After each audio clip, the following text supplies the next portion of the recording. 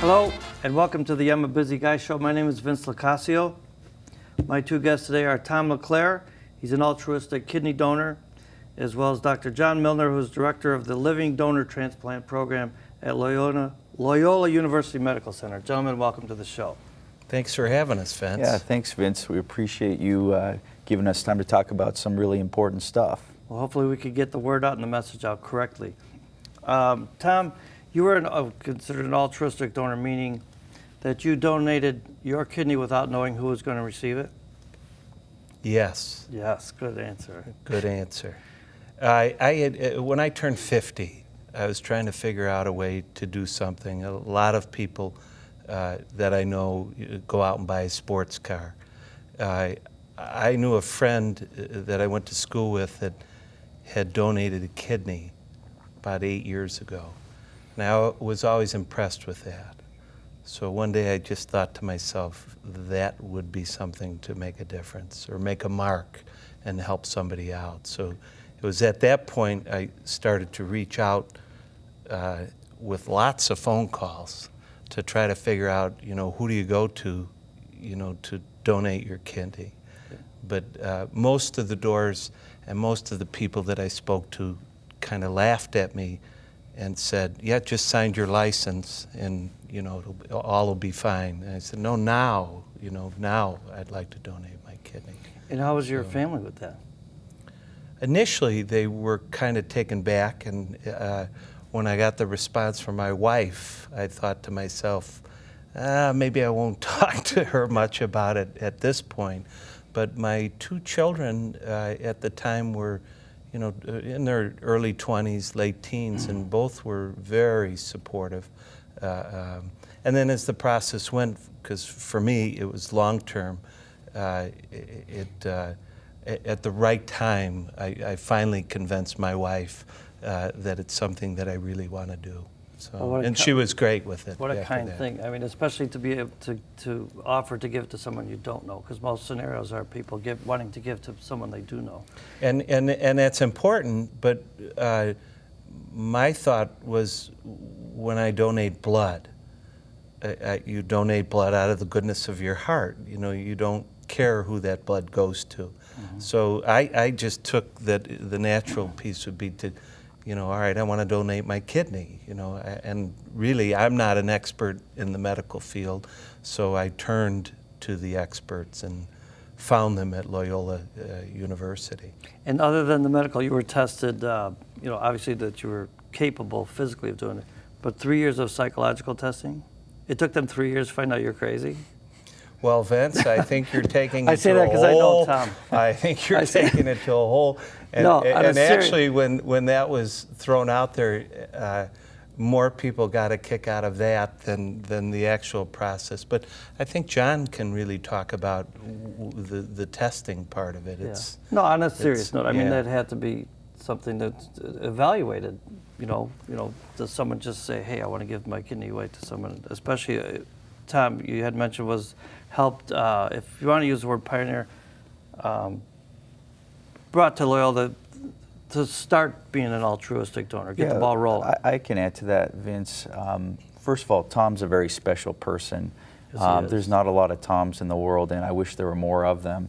I met Tom a few years ago, I guess it was, when I moved to Loyola from where I was before.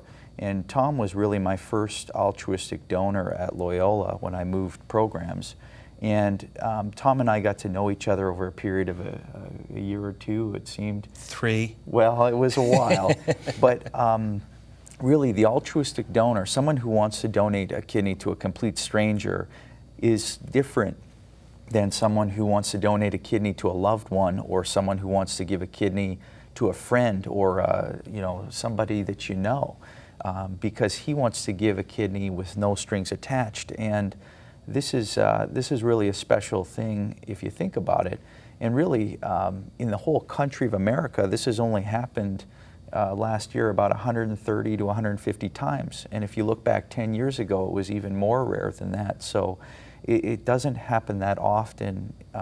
And when you meet someone like Tom, it gives you pause, and you want to make sure that this is something that Tom wants to do from within and that he's not under any coercion. I don't want to hurry up to let him do this unless there's some time constraints on the donor side. And in Tom's case, we were having good dialogue in the clinics, meeting fairly regularly over time, and at some point we decided to pull the trigger and let you go ahead. And you understood the risks, and I think that in our discussions you felt that those risks were something that you would be willing to take to help another human being, and for that I thank you, and everyone else in the country thanks you. Well, that yeah, need and kidneys. it's interesting with the kidney and the risk, because actually they try everything Yeah. to talk you out of it, and really the risk is waking up every day and getting in your car, and an accident happens, Well, in or this happens. the press conference that was held at Loyola, there was a young man, I think he was 21 years old, and like, obviously he's got his whole life ahead of him, and now he's got this chance to move on. So, can you tell me a little bit about the history of transplants? Sure. Yeah. How far it's come? Yeah, I'll try to cover it in a short order here because there's a lot to talk about. But the first kidney transplant that reportedly happened was back around 1950, right in our own backyard here at the little company of Mary Hospital, who are no longer doing kidney transplants, but a recipient with polycystic kidney disease was transplanted there. And because that was in a time before medications were used to protect the kidney from your immune system, the kidney didn't last very long, but it lasted long enough where that recipient's kidneys were able to come back online, which very rarely happens, but in their type of disease and in their clinical scenario, it did happen. And they went on to live after that for a number of years. But the first transplant that happened between identical twins happened at the Brigham Hospital in 1954. And they were able to accomplish that transplant because we didn't have good immunosuppression drugs back then to help protect the kidney, so they wouldn't last very long. So the thinking is if you're going to let a living donor give a kidney to someone else, you want that kidney to work. And so that kidney was between identical twins, so it was almost like the one twin got the same kidney that they had before, only that there was no disease in it. So that recipient went on to do well for a number of years after, and the kidney worked. And the hospital that accomplished that actually went on to get the Nobel Prize in the 1980s. Oh. And then things changed in the 1970s when cyclosporin, which is one of the immunosuppressive drugs that helps maintain kidneys, came online. And it was during this time that living donation became more of something that we would look at as an option for recipients and their families. And living donors would come forward, people not like Tom, but people who had loved ones and family members who needed a kidney. And it started with people, siblings and parents and blood relatives. And then the medical establishment got comfortable with that, letting people donate kidneys, because really the living donor is a very special person overall in that we're letting someone completely healthy give a kidney to someone else who wasn't healthy with no medical benefit to them. Although we'll talk about the risks in a few minutes. Yeah. But Well, before we move on to the recipient, so people are aware, and if they're considering, or they even want to toy with the idea of it, what was Tom's scenario? First, he's checked out physically if he can do it, but then is he put on drugs before the surgery? No, Yeah. What that's took the place beauty. in Tom's life? So You know what I mean? powering forward to Tom, moving forward through the different types of living donors that happened over the years, we would loosen up, and then it could be a friend, and then with more focus on the fact that there's such a huge supply and demand mismatch in the country between donors and recipients, doctors, nurses, and hospitals really started listening to people like Tom who want to give a kidney to a complete stranger and discuss it with them. And as long as they have informed consent, we are now letting them do that, and that's a different. Yeah, I'll tell you, Vince, it's such an easy process for the donor. When I met John, he went over, it could be laparoscopic, which is how it usually, or you may have, surgery, an extended surgery. But really, it was the easiest thing in the world. You go through every imaginable test to get to the point where they say, yes, you can donate. But once it happens, you put your hands into the best of the best surgeons, and within 2 months, no medication, you just show up the day before, and you're ready to go. And it was about a 6 to 8 week healing process for me before I And it's felt apparently back. rhetorical to ask, but you can survive with one kid. Yeah, it's a great question. Tom probably remembers these discussions we had a few years back. I told him that there's about a 1 in 3,000 chance of dying, about the same risk as if you're driving on the Illinois State Tollway for 2 years, and that could be complications of anesthesia, but it's not that common. But I have to mention it. There's also about a 1 in 1,500 chance of needing a kidney transplant yourself someday. It's not because you gave a kidney that you have a 1 in 1,500 chance of needing a kidney. It's because that's about what the risk would be whether you gave a kidney or not. So anyone that gives a kidney, as long as they're healthy enough to do so, they have no major medical problems, they don't have high blood pressure, they don't have diabetes, they're in good health, they have 2 anatomically normal kidneys. If you give a kidney, you would be expected to live as long or longer than all of your peers of that age group, and probably longer based on what the data shows. Yeah, it's incredible since the surgery, and mine was back in September of '09, mid-September of '09. But as I went through the healing process and then word got out that I had done this, I would say close to 50 people had come up to me in the last 6 months to tell me I was born with 1 kidney. Really? Or I lost a kidney in a motorcycle accident in 1983. So they became, for me, barometers. Well, if I'm 55 now and in 30 years from now, these people are all, life is good. So we've established, life for Tom pretty much is normal could be right now, as it was Normal as before. could be. Okay, Yeah. so then let's move on to I'll just add though, Vince, to that though. It's not because you gave a kidney that you live as long or longer than all your peers. It's because you're healthy enough to give a kidney. Right. So if you get to that point, as Tom knows, where you're healthy enough to give a kidney, then that's when I try to give you the handshake out the office and say, congratulations, you could give a kidney, but that it's not something you need to do. That you would live as long or longer as all your peers based on the information we have. Now, are you sure this is something you want to do? Is where we Right. got to at some point in our discussions, and at that point, Tom crossed the threshold and said, "This is what I want to do." And for someone like Tom, it's in my interactions with living donors and altruistic donors, it seems like there's a switch that they have a donor chip. And it's either it's on or off. This is something That's they're all phenomenal in. that one human being would want to help somebody They want to out help like someone. that. They want to do it. It's not sort of in the middle and in between. And I can pick up on that if it's a family situation. And I would steer these kind of people clear of that in the clinics. Have you ever turned someone down? Have I? Oh, yes. Yeah. I've turned people down for medical conditions. I've found a lot of different things in evaluating donors over the years that would contraindicate donation. And for them, the good news is we've helped them with finding a medical condition that they didn't know about. We treat it, they move on. It may contraindicate donation, but they were helped in the process. And that's what our goal is as physicians and providers looking after, nurses, providers looking after the donors, is to make sure that they are our number one priority, because they're medicine's greatest gift, they're medicine's greatest resource. Yeah, it's interesting because as I went through the process from those first phone calls to when the donation actually happened, I didn't know the system. I didn't know how hospitals worked, and like you said, some hospitals have kidney transplants, others don't. But John represents me, the donor. So there's a whole team that represents the donor.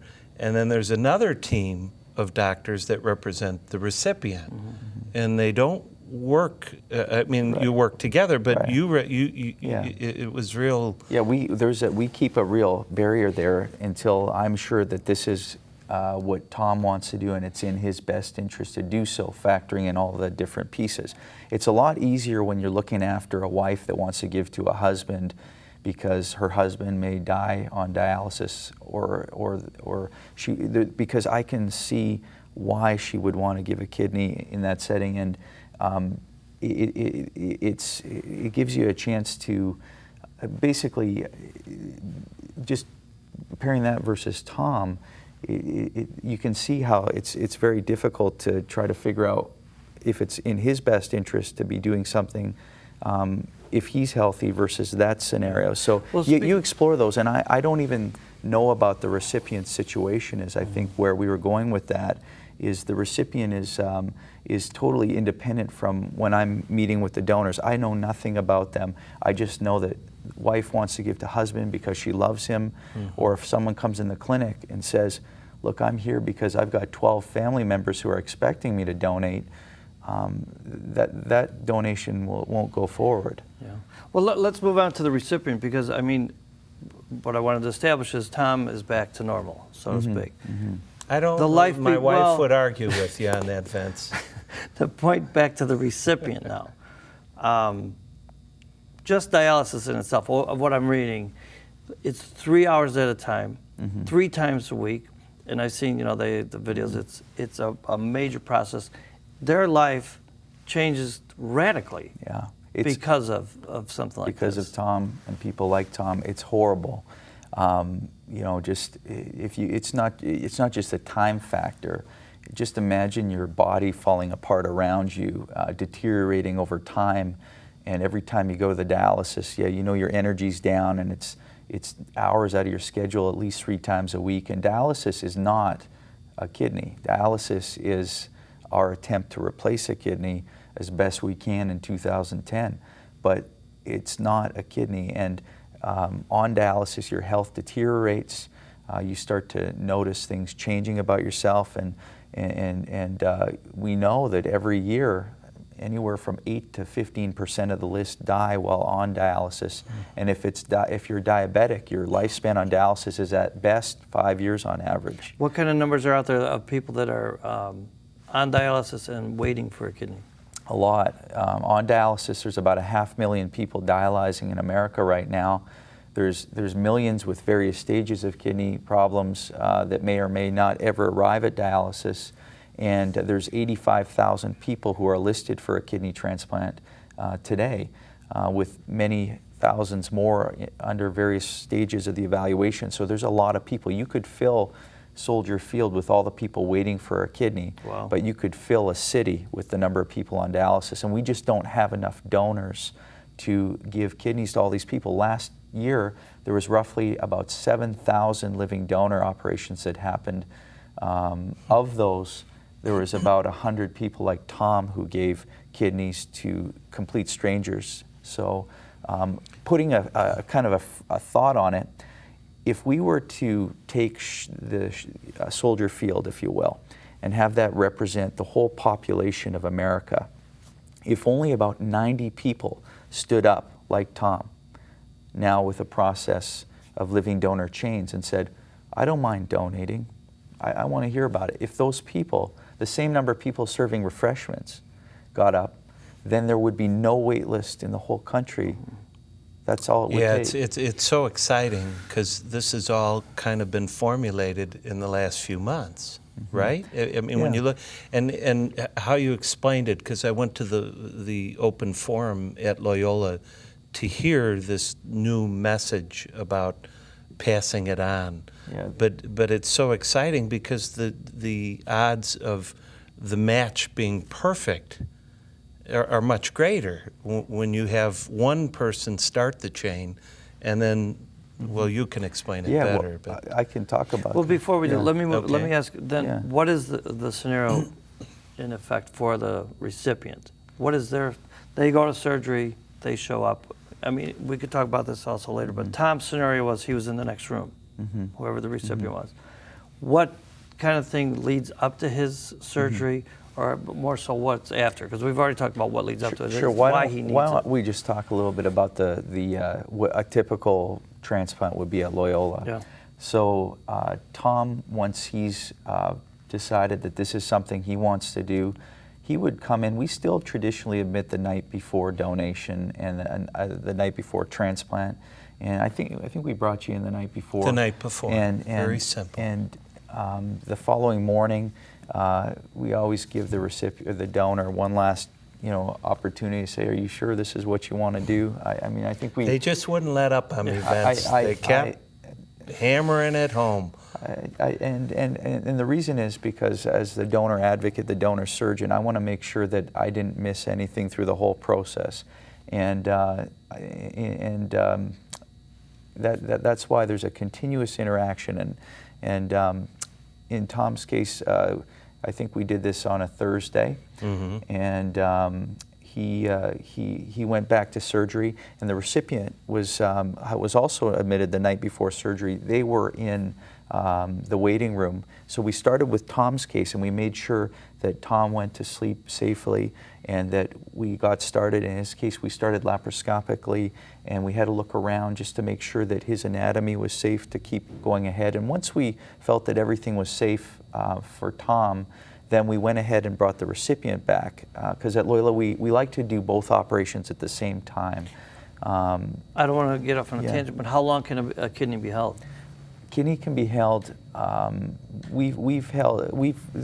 kidneys have been transplanted out to 72 hours, but as you get out to many hours once it's removed from the body, even with special storage solutions or those pumps that you might see that kidneys can be placed on, the longer time, especially after 24 hours, you start to see a change in results over So time. realistically, they could be flown across the country or across the world. I mean, Absolutely, yeah, and that's what we're doing right now. And in fact, at Loyola, we shipped out the first living donor kidney in the whole region, and we're very proud of that. And because we know it's going to help our patients, and it's going to help patients around the country, and we'll talk a little bit about that if you want. I'll finish with the recipient. Yeah, I'll move please. through.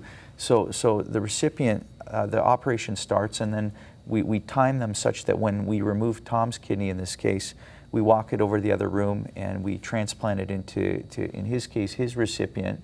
He goes back to recovery room, and then he goes up to the standard floor after with very careful monitoring, because he is a living donor. The recipient will be transplanted and come back to they would go to the ICU after for at least a day, and they'd be carefully monitored to make sure that the transplanted kidney is getting blood to and from it, and that it's producing urine. Is their bad kidney taken out? We leave them in because we think nowadays less is more. We want to not venture off in any complications we don't need to have in the recipient unless it's necessary. And in some cases it's necessary. So we leave in their old kidney. When we transplant it to the vessels in the abdomen and connect it to the bladder so that they wouldn't know any different whether it was their kidney or someone else's once it's transplanted. I never thought of that, Vince. What's that? About what do you do with the kidney? With the recipient. Yeah, I never thought of that before. And to get to this point, because you had mentioned earlier, it's the advancement of drugs that have allowed helped that. It's enabled it. Yeah, without that, because the kidney rejection would reject. is the bad word here, right? No matter what, you will reject the kidney if you don't take the medications to protect the kidney. Well, I think a big thing of what we can do here today is, is to get the word out. So if you want to talk a little bit about the organizations that you stand behind, how they evolved, and how people can find out about the organizations that are out there. Are you asking me No, you just or stay Dr. there. Milner? Because I stand by this man. Yeah. Vince, we're really lucky to have you talk with Tom and myself. This is so important. And the message that I want to get out from Loyola is that there's really 3 points, and then we'll talk about the organizations, just to keep it simple. 1, we look after our living donors there, and we give them the best care we can, because they are the most important people they're the medicine's greatest gift. And we look after them and we want to make sure they're taken care of. Number two, for the recipients, we want to make sure that we find them the best matched kidney in the country. And that's what people want when they get a transplant. They want to find out that they're getting the best kidney they can. And third, once that recipient gets transplanted, we want to give them the care so that that kidney lasts as long as possible. And what we've done now is we've gone a step further at Loyola, and we realized that while we're looking after our own recipients, we want to help be part of a bigger picture for the whole country and help recipients all around the country. And that gets into the whole Pay It Forward program that we launched at Loyola this past winter time.